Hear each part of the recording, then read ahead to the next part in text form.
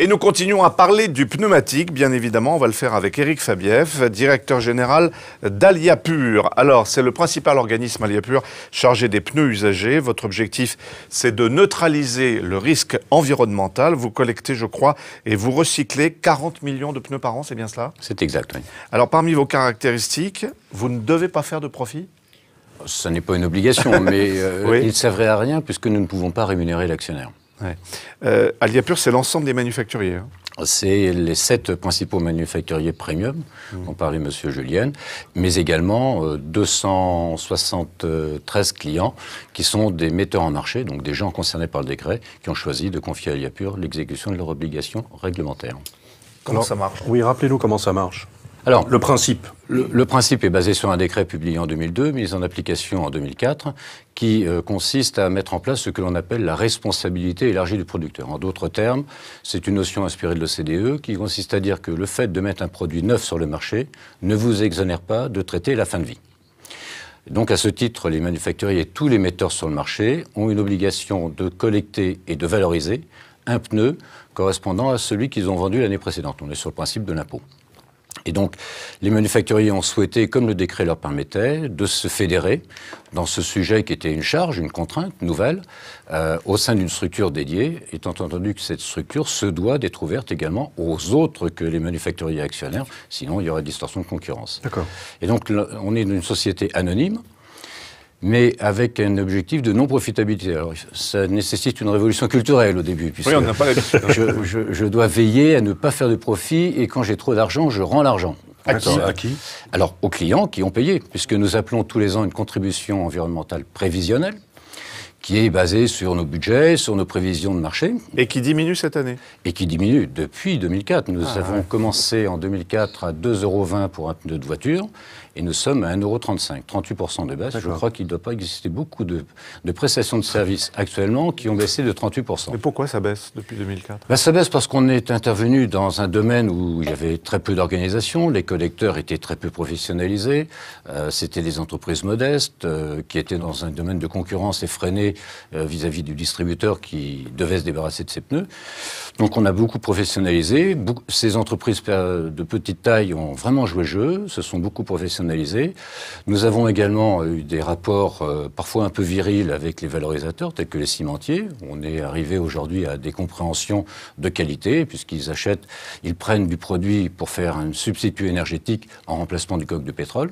Donc pour eux, c'est une économie. La part énergétique dans le budget de la réalisation du clinker est significative. Et donc, année après année, nous optimisons le dispositif. Et c'était d'ailleurs la mission que les 7 manufacturiers avaient confiée à Aliapur. C'était de professionnaliser, structurer, organiser une filière et de gérer les coûts, puisqu'au final, nul doute, et chacun gère son affaire comme il l'entend, mais nul doute que nos clients à qui nous facturons la prestation de collecte et de valorisation répercutent à son client final. Ouais. Et donc on participe à la préservation du pouvoir d'achat. Alors tout n'est pas aussi beau qu'il paraît, parce qu'il y a eu une grosse crise en 2010 où apparemment vous avez collecté beaucoup plus de pneus que le montant correspondant perçu. Mon Dieu, si ce n'était qu'en 2010. Ah, mais 2010 a été l'année... C'est l'année où nous avons dit ça suffit. D'accord. Depuis la mise en place du décret, Aliapur a surcollecté, en quelque sorte, 30 000 tonnes. Alors 30 000 tonnes, ça ne parle pas, mais à 200 € la tonne, ça fait 6,5 millions d'euros. Et combien d'enveloppes, en gros? 30 000 tonnes, ça fait à peu près 20 000 enveloppes. Ouais. Et donc, l'ensemble de ces pneumatiques ont été collectés parce que les manufacturiers souhaitaient que le système soit exemplaire. Donc, ils ne sont pas du tout dans cette logique de profitabilité. Ils nous ont demandé de mettre en place un dispositif qui réglait le sujet. Bien. Sauf qu'en 2010, on a considéré qu'il était temps que l'État assure son pouvoir régalien de police, dans la mesure où nous avions identifié que depuis le début, beaucoup de gens s'exonèrent, enfin beaucoup, une quantité de producteurs s'exonéraient de leurs obligations et qu'il suffisait que les gens qui respectaient le décret payent pour ceux qui trichent. Donc nous avons dit à l'État, après des alertes successives, puisqu'il en est ainsi, nous cesserons à partir de cette année de dépasser nos volumes. D'ailleurs, c'est presque un acte anormal de gestion, puisque nous faisions plus que la commande qui nous était donnée. Et donc, dès lors que l'on a pris cette position, les garages se sont encombrés, puisque ce que l'on ne collectait plus, ça s'est encombré.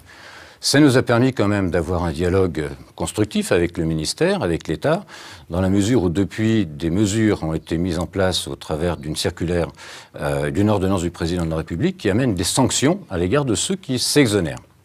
On parle quand même, sur un gisement annuel de plus de 400 000 tonnes, on parle de près de 40 000 tonnes de pneus qui sont mis sur le marché et qui ne sont pas soumis à la contribution. On parle essentiellement des pneus qui sont commandés sur Internet, par exemple? Non, Internet doit représenter 15% de l'ensemble des tricheurs, appelons-les comme ça pour faire simple. Ce sont des gens qui achètent des pneus sur un trader. On ne peut pas reprocher, Madame parlait de la difficulté des réparateurs, lorsqu'un trader vient lui proposer un lot de pneus à bas prix, parce qu'il les a obtenus dans un autre pays, il en profite. La seule chose, c'est qu'il oublie souvent qu'il a une obligation réglementaire et que tous les pneus que nous collectons dans les garages, s'ils ne sont pas soumis à ce financement, comment allons-nous financer le système, puisque c'est une chaîne de coûts. Mais l'État n'a qu'un pouvoir de police, hein, c'est cela? Alors, il a un pouvoir de contrôle et de police. De contrôle et de police. Alors qu'une société comme la nôtre n'a aucun pouvoir de police. Nous, oui, on est dans un système déclaratif, les gens nous disent ce qu'ils veulent et nous traitons ce que l'on nous demande de traiter. Donc tout est rentré dans l'ordre. Alors, ça s'améliore depuis ce coup d'éclat de 2010. Il y a eu la publication des sanctions et il y a beaucoup de gens qui commencent à nous solliciter pour passer des contrats et faire exécuter leurs obligations. Alors pour que la conscience de chaque automobiliste citoyen soit bien au clair avec cette affaire, qu'est-ce qu'on fait des pneus usagés ? Où est-ce que ça aboutit à l'arrivée? Est-ce que tout est récupérable? Qu'est-ce que ça devient? Alors le pneu, c'est un produit extraordinaire. Il est extraordinaire dans sa première vie, chacun peut en attester dans l'utilisation de son véhicule, mais c'est un produit extraordinaire parce qu'il est souple, il ne se dissolue pas dans l'eau, et il a un pouvoir calorifique extrêmement élevé. Donc on a deux grandes solutions de valorisation que nous, en écologie, on appelle la valorisation matière ou la valorisation énergétique. Énergétique, classiquement, c'est l'utilisation en cimenterie, où on se substitue à du coke de pétrole. Donc les cimentiers en combustible et autre voie. En valorisation énergétique, on a des voies aujourd'hui très bien installées, telles que l'utilisation du granulat de pneus, c'est-à-dire qu'on broie le pneu en toutes petites parties, on sépare les trois éléments composants majoritaires, qui sont le textile, l'acier et la gomme. La gomme, lorsqu'elle est en granulat, elle permet de faire des terrains de football, des terrains de sport synthétiques. La FIFA a homologué ces terrains de football. On fait des cours de récréation, des sols amortissants pour enfants, on fait des systèmes antivibratiles, on fait, lorsque l'on broie encore plus fin, les roulettes qui équipent votre conteneur de déchets, vous savez, votre poubelle grise, la roulette est faite en pneus recomposés. Donc c'est deux solutions extrêmement performantes et on a fait une analyse de cycle de vie il y a maintenant 2 ans pour s'assurer que les solutions que nous retenions en termes de valorisation avaient une plus-value environnementale. Et ça nous a permis de faire apparaître que le fait d'utiliser une centaine de pneus en valorisation permet la substitution de l'équivalent de 650 litres de gasoil, par exemple. D'accord. Le prix va continuer de baisser? C'est l'objectif. C'est l'objectif. Je pense que l'année prochaine, il baissera encore. Moins 10%, Sachant que quand j'ai trop d'argent, je rends l'argent dans le cours de l'année. Oh là là, c'est exemplaire tout cela.